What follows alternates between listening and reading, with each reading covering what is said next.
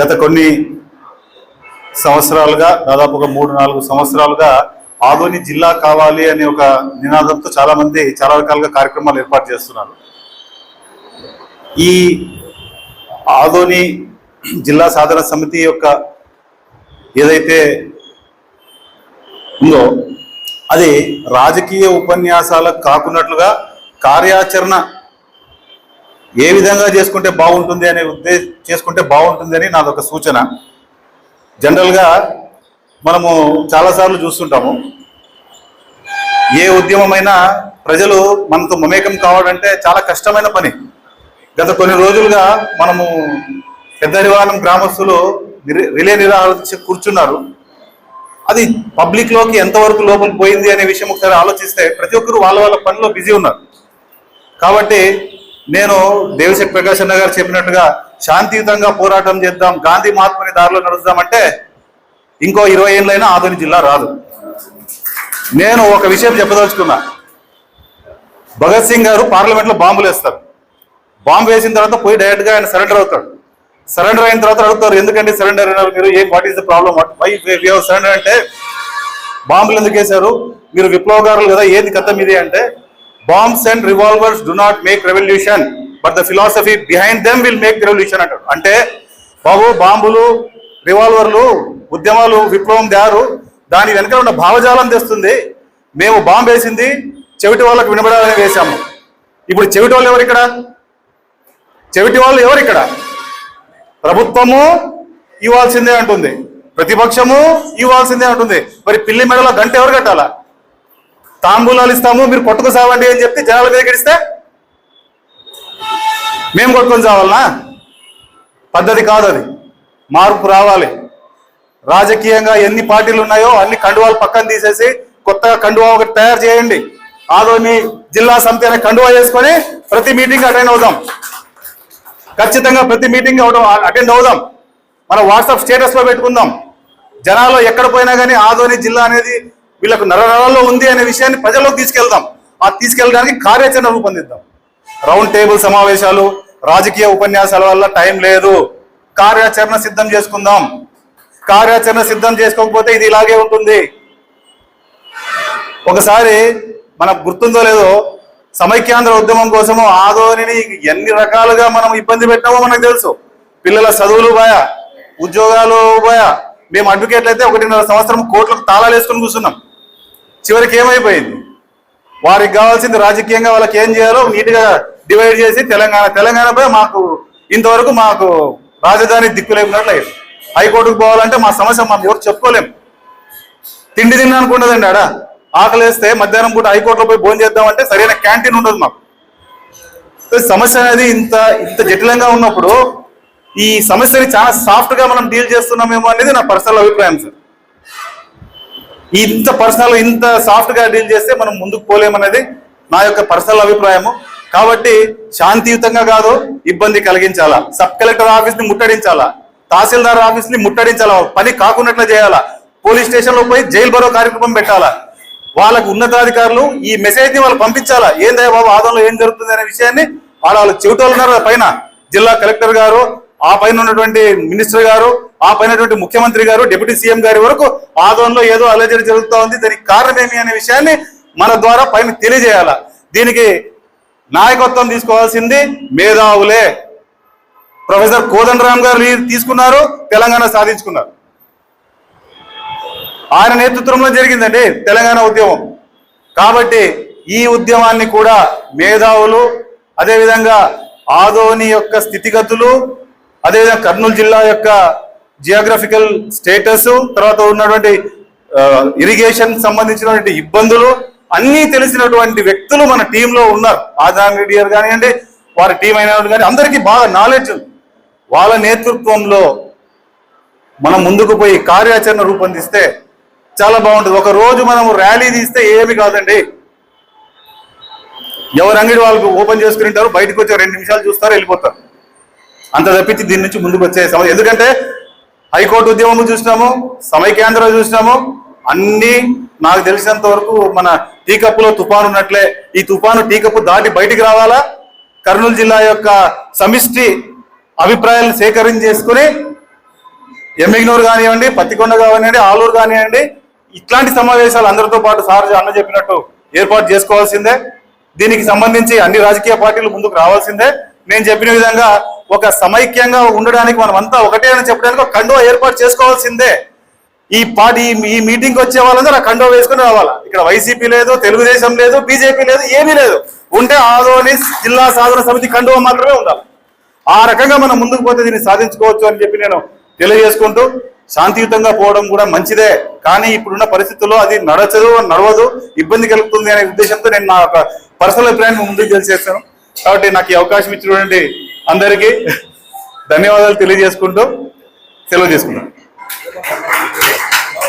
మా సోదరుడు శాంతియుతం అంటే ఏడు జీవితం ఆత్మపడేది కాదు.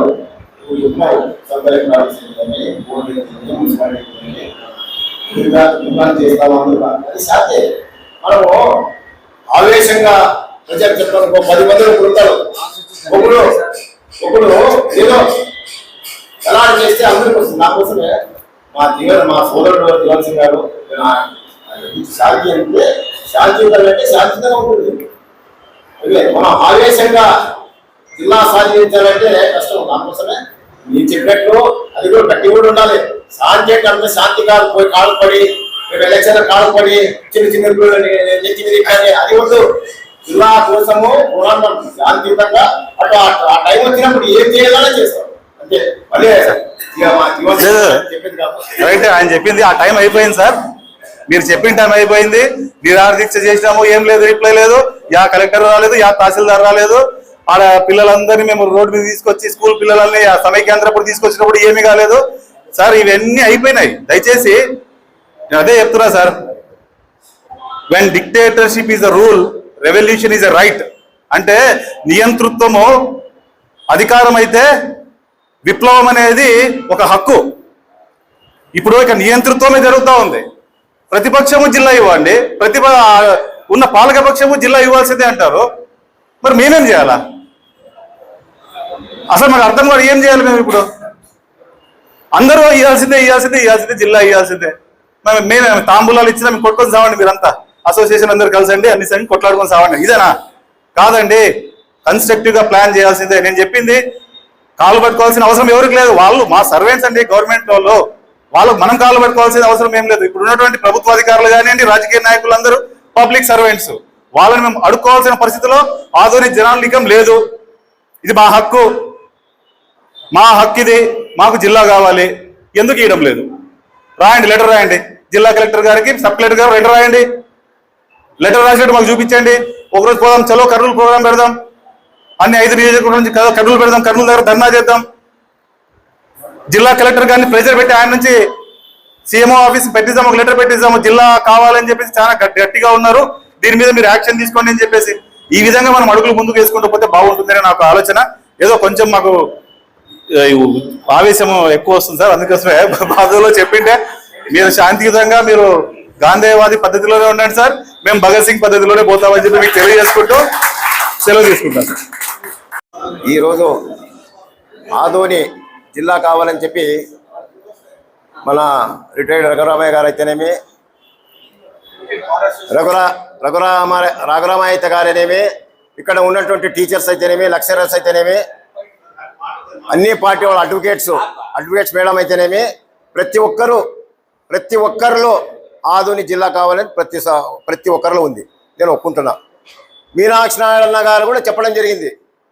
కానీ నేను ఒకటే చెప్తున్నా, నేను ఎవరిని బ్లేమ్ చేయను.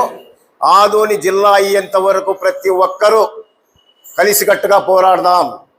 ఆదోలో ఉన్నటువంటి అన్ని రాజకీయ పార్టీలు, ప్రజా సంఘాలు, కమ్యూనిస్టు సోదరులు, విద్యార్థి సంఘాలు, ప్రతి వ్యాపారస్తులు, విద్యావంతులు, మేధావులు ప్రతి ఒక్కరూ కలిసికట్టుగా రండి. ఆదోని ఎందుకు జిల్లా కాదు అని ఛాలెంజ్ చెప్తా. మనం ర్యాలీ తీసేది కాదు, నేను నా మనసులో ఉంది చెప్తున్నా. ఆదోళనలో ఉన్నటువంటి పబ్లిక్ ప్రతి ఒక్కరూ ఒక రోజు బంద్ చేయండి. ఆ రోజు ఇక్కడ వాయిస్ ఇంటెలిజెన్స్ రిపోర్ట్స్ విజయవాడకు సీఎం దగ్గర పోతుంది. ఆ రోజు ఆయన స్పందిస్తాడు. కానీ ఇక్కడ జరగ సంఘటనలు ఎన్నో ఉన్నాయి. ఎందుకంటే నేను ఒకటే ప్రతి మీటింగ్లో చెప్తున్నా, సాధన కమిటీలు ఎన్ని ఉన్నాయి? 4, 5 కాదు.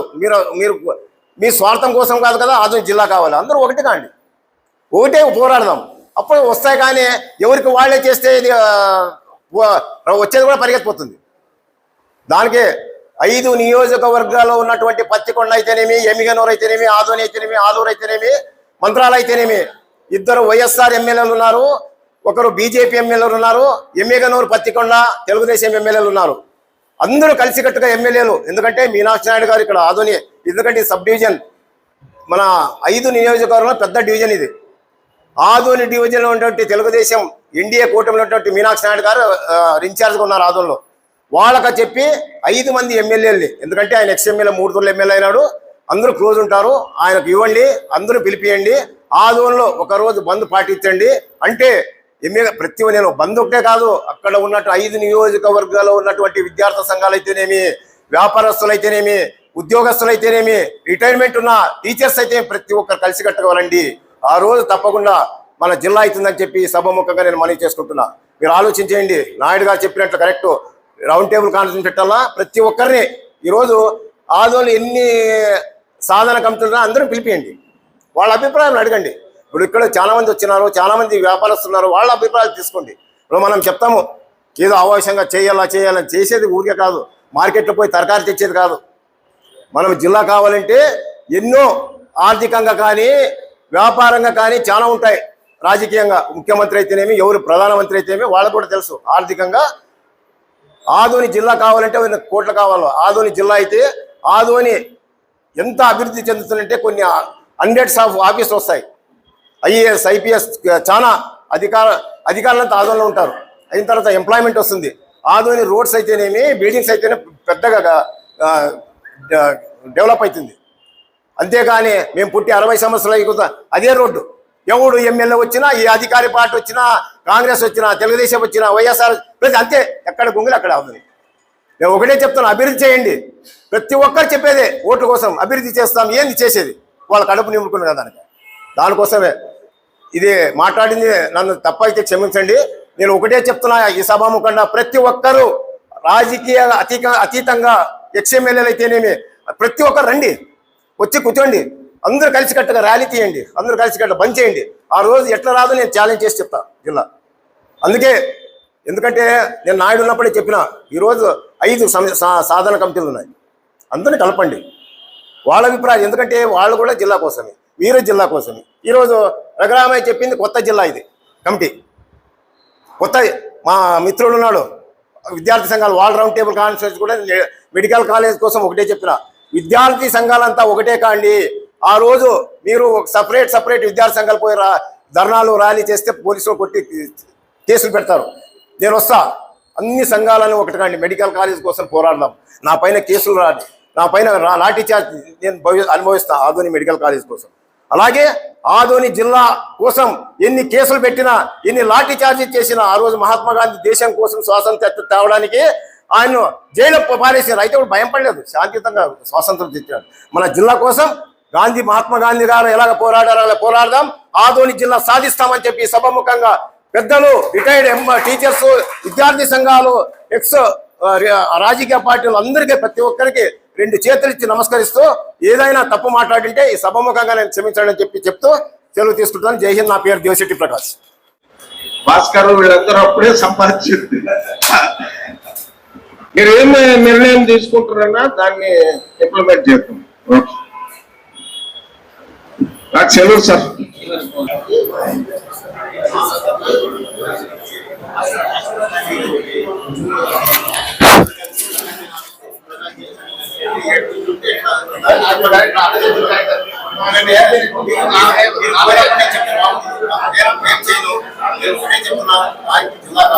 ఎట్లా కావాలంటే ప్రతి ఒక్కరు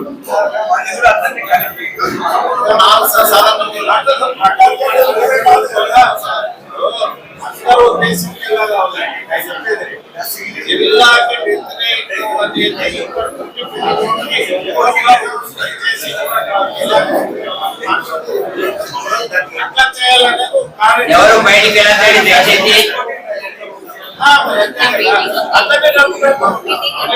మీటింగ్ ఉంది, దయచేసి ఎవరు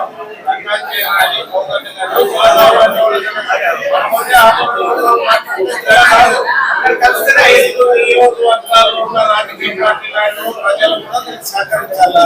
ఇప్పుడు ఎక్కువ మెజార్టీలో మాట్లాడితే నేను ఈ రోజు చేద్దాము. ఆ రోజు అందరితో మాట్లాడతాము. వాళ్ళందరూ కూడా ర్యాలీకి సంబంధించి చూద్దాం, చేసే ప్రయత్నం లేదు.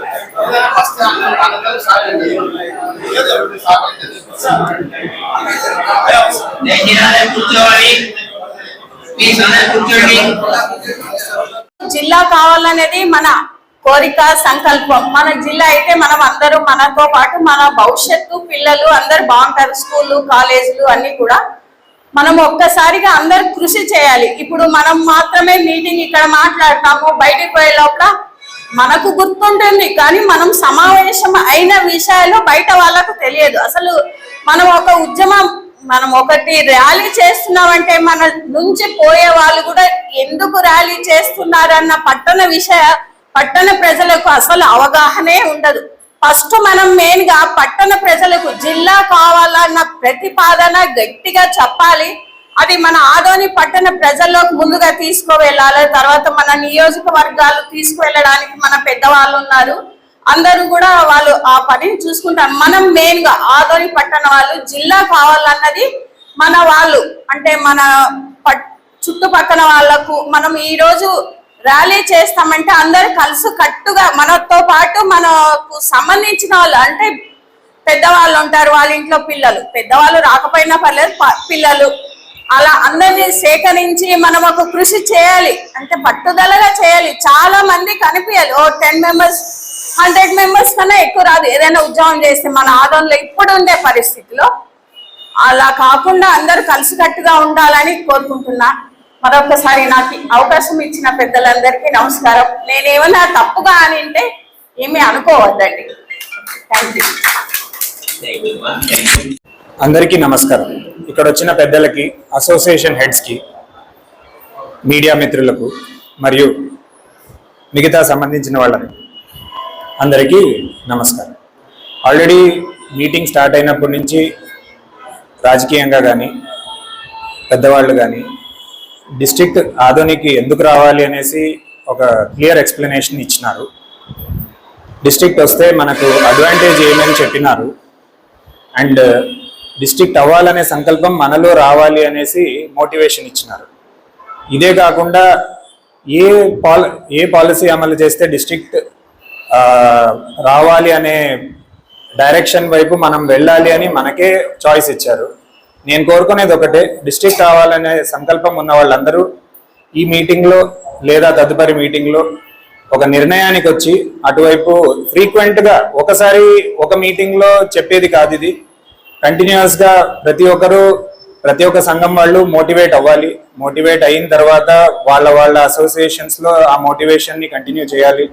అండ్ పొలిటికల్గా ఎలాగైతే పెద్దలు అన్ని పార్టీలు కంబైన్డ్ అయ్యి డిస్ట్రిక్ట్ కోసం పోరాడతాయి అన్నారో, వాళ్లకు మద్దతుగా బిజినెస్ పీపుల్ అయిన మనము వాళ్ళు ఇచ్చిండే గైడ్ లైన్స్లో లేదా మనం తీసుకునే గైడ్ లైన్స్లో మనం కూడా ఫ్రీక్వెంట్గా కంటిన్యూస్గా మోటివేట్ చేస్తూనే ఉండాలి. అది విజిబుల్గా కూడా, ఇన్విజిబుల్గా కూడా. విజిబుల్గా అంటే వాళ్ళు పిలిచినప్పుడు మీటింగ్కి అందరూ రావాలి, వస్తేనే వాళ్ళకు కూడా మోటివేషన్ ఉంటుంది చేయడానికి. మీటింగ్కి పిలిచినప్పుడు మనం బిజినెస్లో బిజీగా ఉండి రాలేకపోతే అది మన తప్పు అవుతుంది, కానీ వాళ్ళ తప్పు కాదు. కంపల్సరీ మనము ఫస్ట్ మీటింగ్కి రావడం నేర్చుకోవాలి. టాపిక్ ఏమైనా ఉన్నాయండి, దాని మీద మన ఒపీనియన్ ఏమైనా ఉన్నాయండి, వింటేనే మనకు క్లారిటీ వస్తుంది, వింటేనే ఆ సమస్యకు పరిష్కారం మనకు అర్థమవుతుంది. ఒక్కొక్కసారి మనం పేపర్లో చదివే ఒపీనియన్ వేరే ఉండొచ్చు, ఇక్కడ వచ్చినాక మాట్లాడేదాన్ని బట్టి మన ఒపీనియన్ చేంజ్ అవ్వచ్చు. కాబట్టి దయచేసి మీటింగులకు రండి. ఎప్పుడు పెట్టినా మార్నింగ్ అన్నా ఉన్ని, ఈవినింగ్ అన్నా ఉన్ని, వర్కింగ్ డేనా వీకెండా అని కాకుండా అనుకున్నప్పుడు ఆ సంకల్పానికి మనం ఫస్ట్ కోఆపరేషన్ ఇవ్వాలి, అప్పుడే ఇది సాధిస్తాం. Thank you. ఇప్పుడు జిల్లాలన్నిట్లో కూడా లెంత్ ఎక్కువగా ఉన్నటువంటి జిల్లా కర్నూలు. సో ఇది కూడా ఒక పాయింట్గా చేరిస్తే బాగుంటుందేమో అని అనిపిస్తుంది. అంటే జాగ్రఫికల్ డిసడ్వాంటేజ్ ఉన్నటువంటి ప్రాంతం ఇది, అడ్మినిస్ట్రేషన్ దూరం. మనం ఒకటే దూరంగా ఉన్నాము అనేది హైలైట్ చేయగలిగితే ఇంకా బాగుంటుందని నా కోరిక. Thank you.